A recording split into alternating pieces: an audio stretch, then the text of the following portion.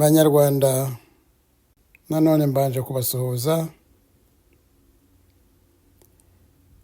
Nimupende ugarutse kubagezaho igice cya kabiri cy'iki kiganiro nabateguriye.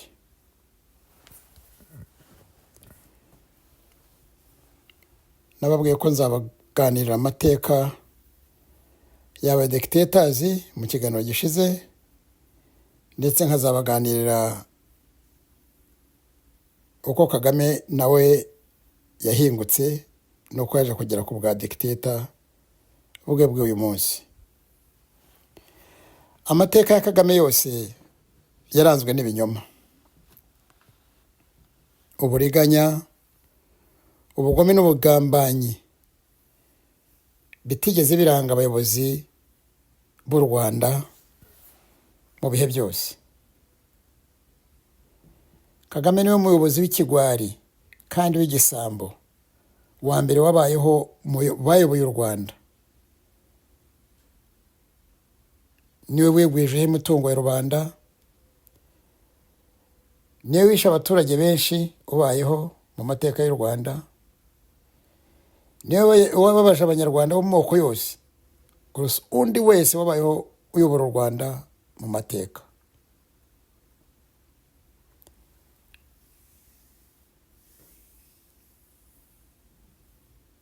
Ariko Kagame nawe wiyise intwari isumbye izindi zose zabayeho mu Rwanda mu binyejana byahishe. Mumbabarire, Kagame niwe wise intwari isumba izindi zose zabayeho mu Rwanda mu binyejana byose byahise.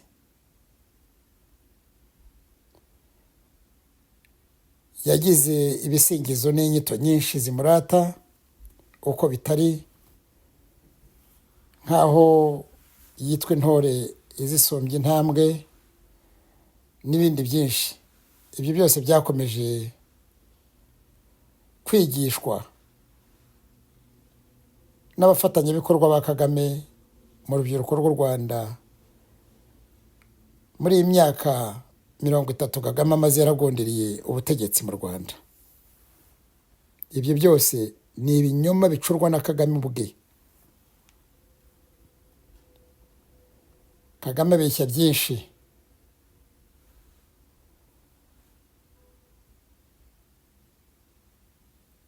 kuko akunda kugaragaza ko ari igihangange, ko areba kure, ndetse ko yatangiye kare. Nk'iyo avuga yuko ngo yagize ibitekerezo byo kuboza igihugu cy'u Rwanda kiri muto, iyo avuga uko arwanya iriya ntambara y'i Bugande igihe cya NRA yo muri 1981 kugera 1985, uko yaje kwinjira mu muryango wa RPF, uko yagiye muri Amerika kwiga igisirikare, uko abamubanjirije kuyobora inkotanyi bapfuye, uko yaje kudusanga ku rugamba aho yadusanze, uko twari tumerewe, n'ibyo yakoze ahageze igihe yazaga, uko yayoboye urugamba, n'uko intambara yarangiye muri jenoside yagenze, uruhare rwe ubwe yagize ku byabaye igihe cya genocide, irokora ry'abatutsi, ihagarika rya jenoside. Ibi bintu byose byo bavuga ngo ingabo za RPF zafashe abafaransa kuri bariyeri n'ibindi binyoma byinshi, ni ukuri banyarwandakazi. Nta kuri kuvugwa muri ibyo byose mvuze haruguru.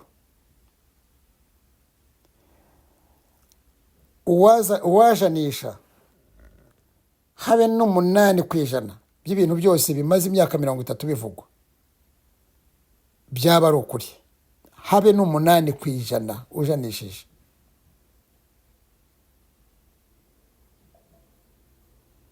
ibi binyoma byose bimaze kwigishwa u Rwanda, cyane cyane Kagame akoresha uriya muzindaro we esikoti ngo ni Kabarebe, birababaje kandi biteye agahinda aho u Rwanda rw'ejo ruzaba ruri ku bantu babonye izo nyigisho.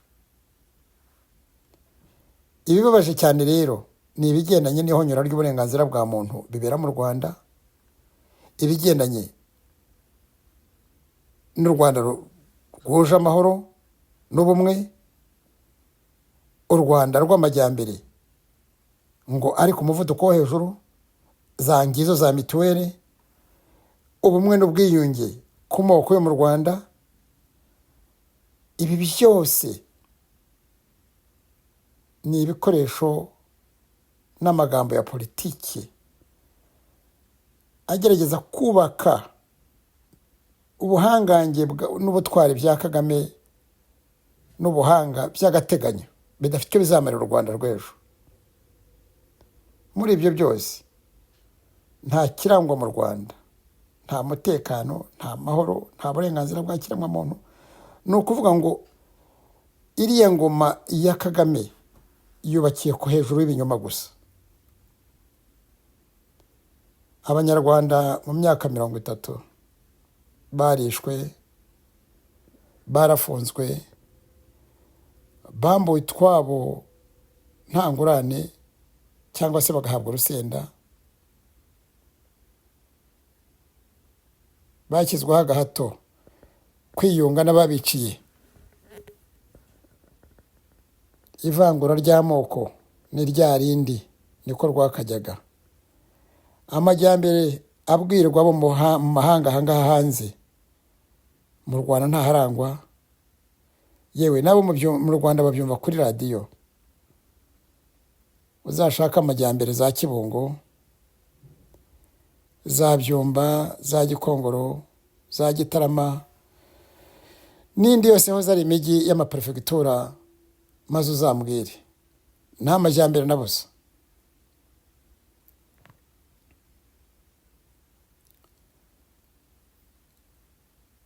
Kagame yavuga ubuhangange bwe, akavuga ko yabaye mu gisirikare cya Bugande cya NRA, nuko yakigiyemo turabizi. Rwigema musanze ku ma street, Rwigema yivuganye, akaba ari we yatumye Kagame yarabaye icyo ari cyo uyu munsi mujye mubimenya. Yagombye kumwingisha cyane, aramwinginga, amwandura aho yari ibereye aho ngaho ku street. Si warose yamujyana nubwo yari yabyanze bwose. Kagame ubwo yagiye mu ishyamba yaragiye mu muzigo kuruta uko yagira akamaro, ndetse ibihe byose ahesha abandi bajyaga mu bikorwa nko kwimuka cyangwa gutera umwanzi. Kagame yaruhanyaga cyane kuko yakomeje kuba umunebwe w'umunafu, ahesha yifashisha uburwayi ngo bw'igifu, ndetse ngo n'amaso atarabonaga neza. Ahenshi bajyaga kugaba ibitero, Kagame basigaga bamuhishe ahantu mu baturage bari batuye muri biriya bice byo mu mashyamba za Buremezi na Rowero. Ibyo nabyo byatezaga abaturage ingorane nyinshi. Igihe kinini Kagame ntabwo yabaye ku rugamba, yahoraga asohokayo ajya kwivuza icyo gifu cye n'amaso, ahesha akamara ibihe birebire atari ku rugamba rwose. Yivurije i Kampala acumbitse muri ba supporters ba NRM kenshi, ndetse yoherejwe na Nairobi abayigihe. Umurimo mwumva w'iperereza bamuhaye kuko nta kindi yari ashoboye, kandi yakoreshaga abo banyarwanda b'aborozi babaga aho ngaho mu mashyamba. Ni naho akomeje kurwarira, niho yajyaga arwarizwa, dore ko yabahoragamo Kagame. Ibi mvuga abenshi bo mu Rwanda bahungutse Bugande, yewe n'abakiri Bugande, izo si inkuru barabizi. Ariko Kagame yise igihangange kuruta uwo yari ari we n'ibyo yakoze igihe cyose.